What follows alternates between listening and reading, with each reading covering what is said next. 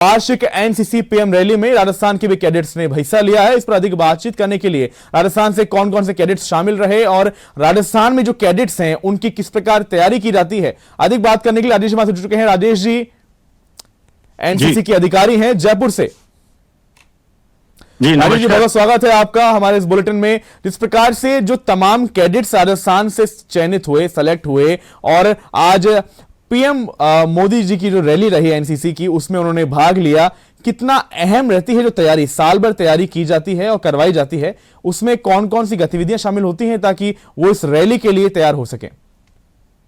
देखिए, आपने बहुत अच्छा सवाल पूछा है। मैं इसके बारे में 2 या 3 चीजें ही मुख्य रूप से कहना चाहूंगा कि आरडीसी कैंप जिसके बारे में ये बात कर रहे हैं, जिसका एक पार्ट है पीएम रैली, उसके अलावा भी जो आरडीसी में सिलेक्शन होकर देश भर से जो लोग राजपथ के लिए, जिसको आजकल हम अभी जो हमारा नया नाम है वो कर्तव्य पथ है, तो जो कर्तव्य पथ पर जो परेड करते हैं, पीएम रैली में भाग लेते हैं या रक्षा मंत्री के यहाँ जाते हैं या हमारे राष्ट्रपति भवन में जाते हैं, जितने सारे जो अवसर मिलते हैं, ये एक तरीके से एक एनसीसी कैडेट के जीवन में ठीक उसी प्रकार से है जो धार्मिक आधार पर अगर हम देखें तो जो सर्वोच्च कहीं का यात्रा या अनुभव या चीज को प्राप्त करना या मानव जीवन में देखें तो जैसे मोक्ष को प्राप्त करना, एक विद्यार्थी के जीवन में आरडीसी कैंप अपने आप में सर्वोच्च एक तरीके से कह सकते हैं होने को। तो अंतर्राष्ट्रीय स्तर पर भी, इसके बाद भी यूथ एक्सचेंज प्रोग्राम के तहत हमारे दूसरे राष्ट्रों में भी एनसीसी कैडेट जाते हैं और भी बहुत सारे महत्वपूर्ण कैंप होते हैं। लेकिन ऐसा माना जाता है कि एनसीसी के अंदर सबसे अच्छा, अगर आरडीसी में राजपथ पर पीएम रैली में इनमें अगर किसी कैडेट ने भाग लिया है तो वो एक तरीके से जिसका सर्वांगीण विकास हो चुका होता है। जो सर्वांगीण विकास की जो एक डेफिनेशन दी जाती है वो एक्चुअली एनसीसी के उस कैडेट को हर तरीके से तपा के, हर तरीके से सिलेक्शन ना सिर्फ ड्रिल के आधार पे होता है बल्कि उसका मानसिक रूप से भी जो परीक्षाएं हैं वो फिजिकल भी है, मानसिक रूप भी है। और उन सबसे ज्यादा आप देखेंगे, मैं खुद 1988 के अंदर,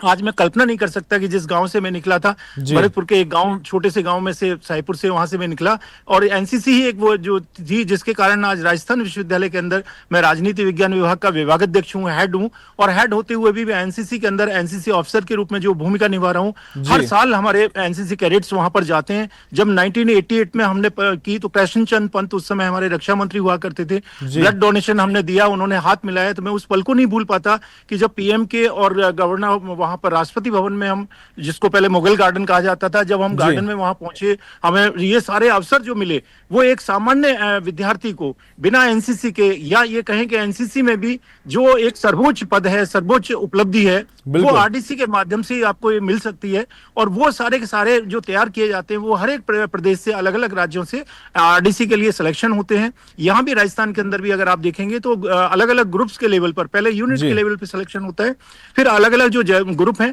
कोई जयपुर ग्रुप का, उदयपुर ग्रुप का, कोटा ग्रुप का, यानी हर एक ग्रुप का अपना अपना सिलेक्शन वो अपना करके आते हैं। फिर इंटर ग्रुप कंपटीशन होता है। फिर उसके बाद हमारे जो इंटरनल, जिनको हम कहते हैं, वो जैसा ये बता रहे हैं अभी कि गौरव के भाई, हमारे जो 5 कैंप हुए, उन 5 कैंप में वो सिलेक्शन का एक प्रोसीजर होता है। उस प्रोसीजर से निकलने के बाद आखिरी आपकी मंजिल होती है। और उस मंजिल में भी मैं सबसे जो वाकया मुझे याद आता है, जिसने मुझे तपाया या आगे बढ़ाया या यहाँ तक पहुंचाया, वो था कि उससे पहले एक बार हम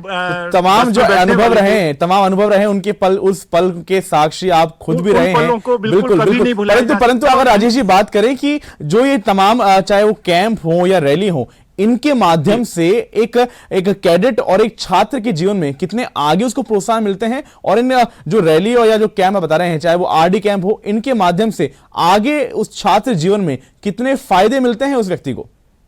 वो फायदे कई तरह के हैं। एक फायदा आप अगर जॉब की दृष्टि से देखें तो बहुत सारी अपॉर्चुनिटीज आजकल बहुत सारी प्राइवेट कंपनियों से, मल्टीनेशनल कंपनियों से लेकर के गवर्नमेंट के अंदर सीडीएस के थ्रू, ऑफिसर लाइन में, आप सिविल में और जिस भी सेक्टर में चाहेंगे वो तो एक अलग है। लेकिन मैं दूसरी जो उपलब्धि है उसके ऊपर आपको ध्यान दिलाना चाहूंगा, वो ये है कि एक एनसीसी कैडेट अगर आपके 1000 लोगों की भीड़ के अंदर भी अगर वो चल रहा है तो उसका चाल ढाल, बोल चाल, उसका लीडरशिप, यानी वो लीडरशिप को अपने आप हाथ में उसके आ जाएगी, वो लीड करना, ये एक सबसे बड़ा बदलाव है कि उसके व्यक्तित्व को इतना बदल देती है एनसीसी कि वो किसी के ऊपर वो नहीं रहता कि डिपेंडेंट हो, किसी की तरफ देखे, वो अपनी जगह खुद बनाता है। चाहे वो आपका प्राइवेट सेक्टर हो, चाहे वो बिजनेस हो, चाहे वो आपका सर्विस हो, आप किसी भी सेक्टर में जाएंगे उसकी जगह वो खुद बना लेगा, यानी उसकी पर्सनालिटी डेवलपमेंट जिसको हम कह रहे हैं, वो पर्सनालिटी डेवलपमेंट इस कदर और इस तरीके से होता है कि बिल्कुल। उसके हर सेक्टर के अंदर उसको मजबूती आ जाती है। जब फर्स्ट ईयर में एनसीसी कैडेट आता है एनरोल होने के लिए, तब हम देखते हैं कि जैसे चिड़िया का जो छोटा बच्चा होता है जिसके छोटे छोटे पर है, वो बहुत सीधा बच्चा आता है निकल के।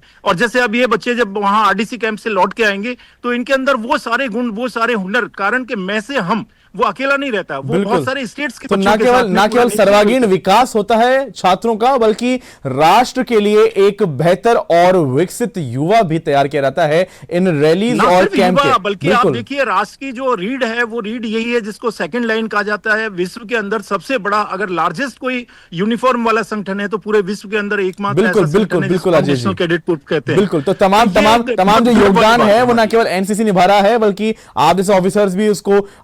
अपने योगदान से एक महती भूमिका निभा रहे हैं। तमाम जानकारियों के लिए शुक्रिया राजेश जी आपका।